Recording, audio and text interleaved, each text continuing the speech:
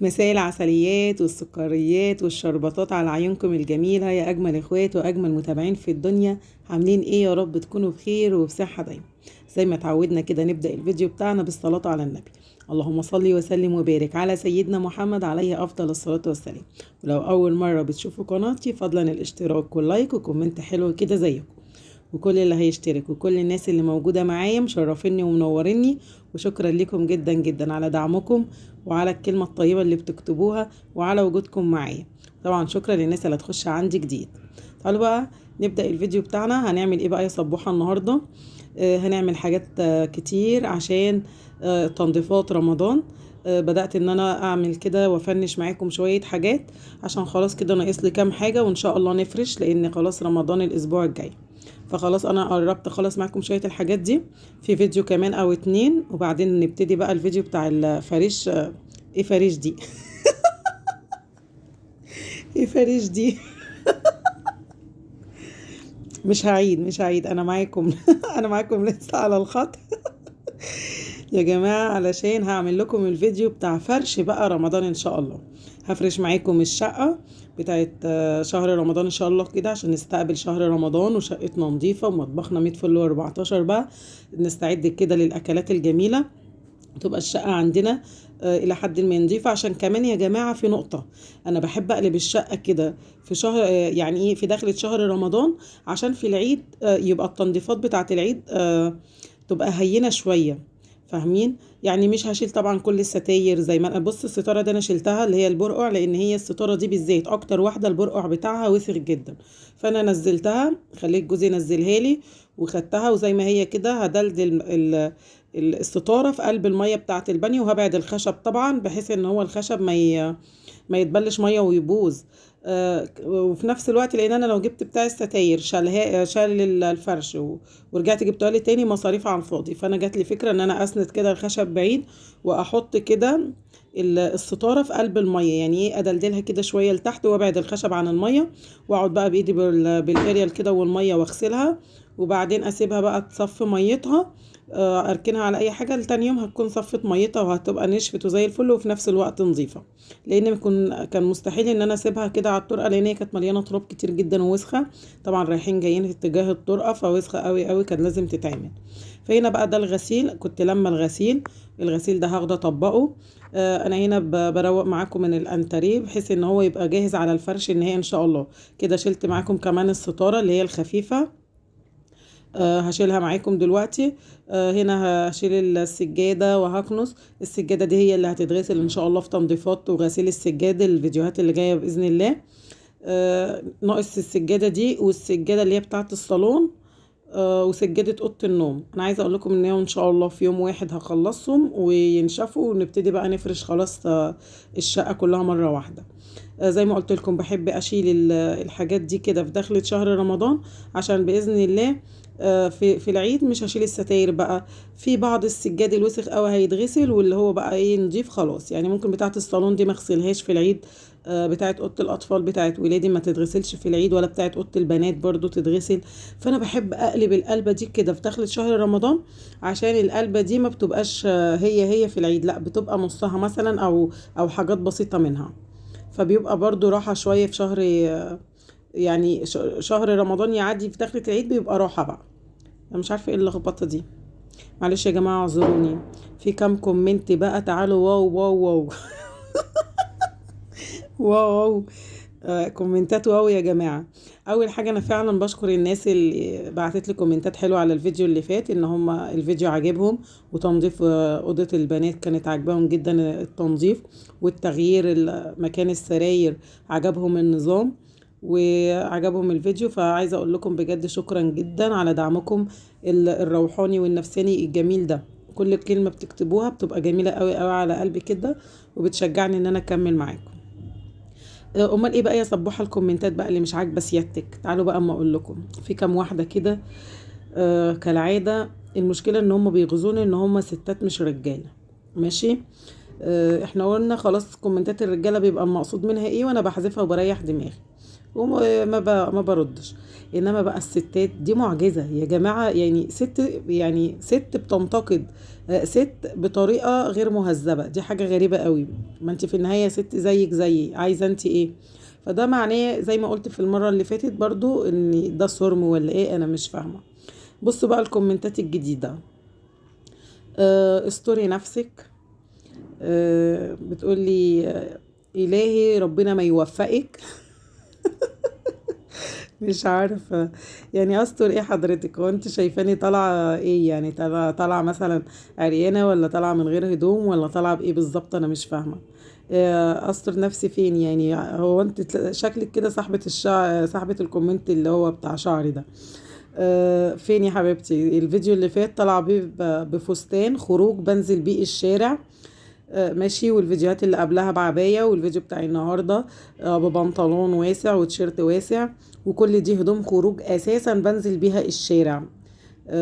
فايه يا جماعة؟ في ايه؟ الستات دي مالها اتجننت ولا ايه؟ ولا هم شكلهم؟ انا جبت النهاية هم اساسا شوية نسوان بالبلدي كده، شوية نسوان عرر.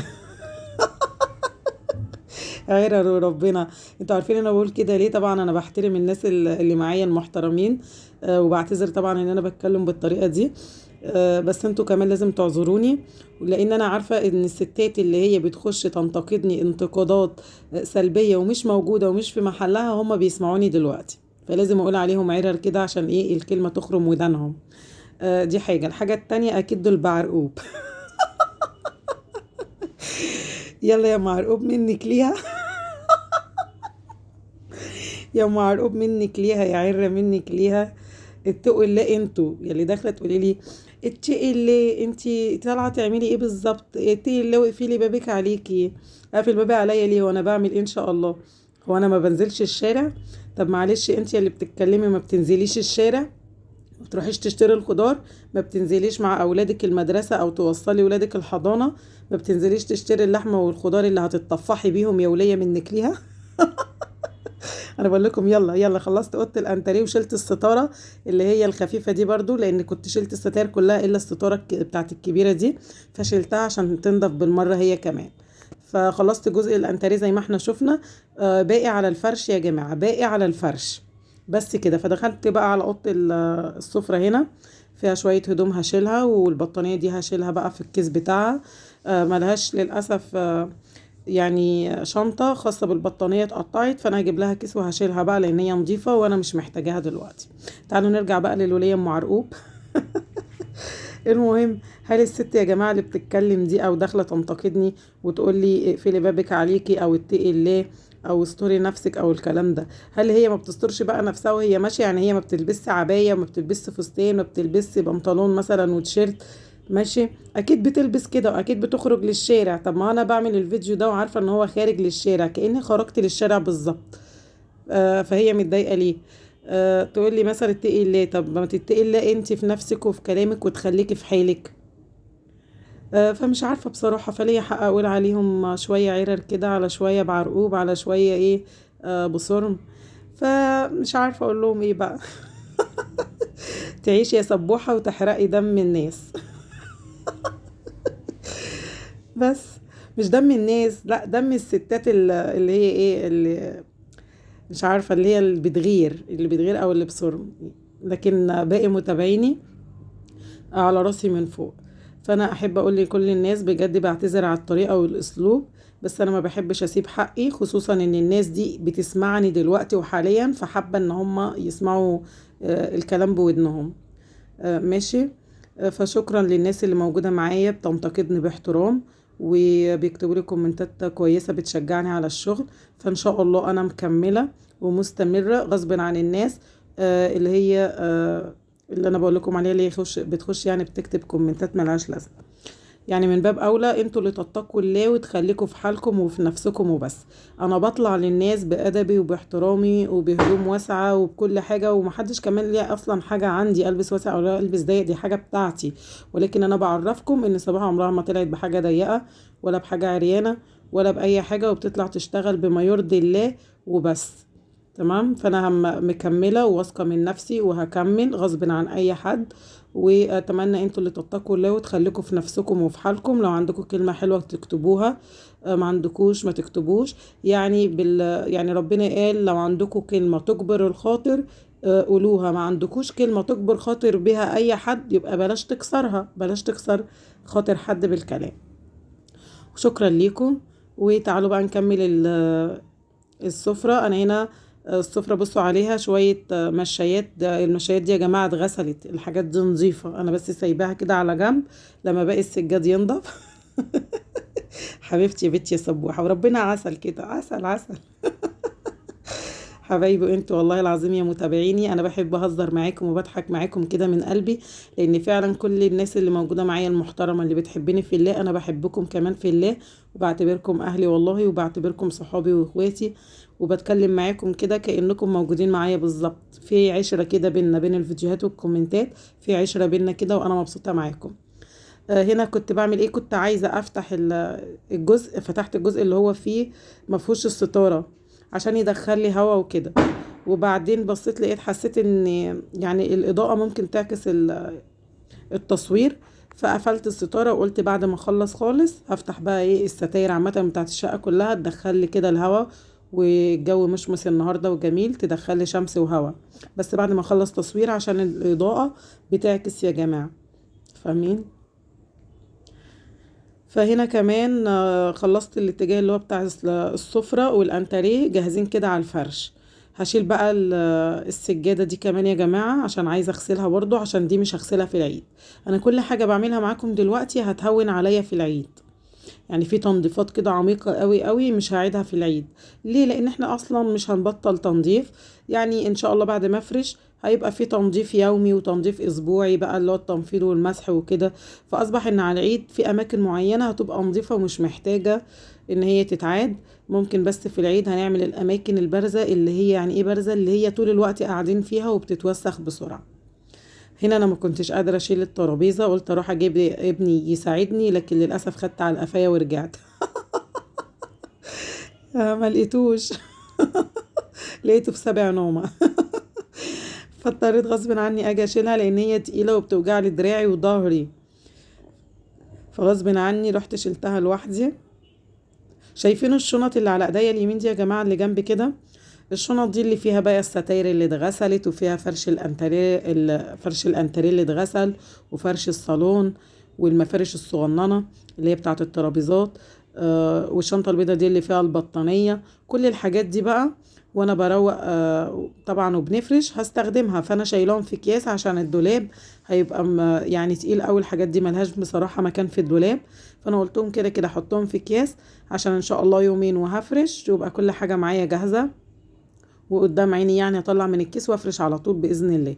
والبطانيه دي لسه هروق الدولاب، وهعمل شويه كده ترتيب للدولاب للهدوم كده، واطبق شويه حاجات وافضي مكان للبطانيه دي، لان البطانيه دي ملهاش كفر، ملهاش كيس، ملهاش اي حاجه اشيلها فيها، فحطيتها في كيس واحطها في الدولاب.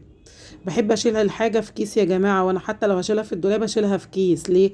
لان هي بتقعد بالست شهور مثلا او من السنه للسنه عقبال ما بتطلع، فممكن ان هي تلم تراب وكده. وكمان بحط زي معطر او في الصابونه الصغيره بتاعه الملابس والحاجات دي في قلب البطانيه عشان ما تعملش ريحه كمكمه. هنا بقى شلت زي ما شفتوا السجادة دي يا جماعة انا هغسلها برضو في ان شاء الله، غسيل السجادة الفترة اللي جاية، تنظيفات رمضان. احنا كده باقي سلسلة تنظيفات رمضان، بفنش معاكم الشقة كنز وشوية حاجات كده بحيث ان هي تبقى موجودة معايا وجاهزة على الفرش ان شاء الله. في شوية حاجات هعملها تاني معاكم بإذن الله برضو. مش عايزة احرق يعني الفيديو اللي جاي، عشان يبقى الفيديو اللي جاي الفينش بقى. في فيديو غسيل سجاد ان شاء الله انتظروه. انتوا بتحبوا فيديوهات غسيل السجاد اوي، انتظروه.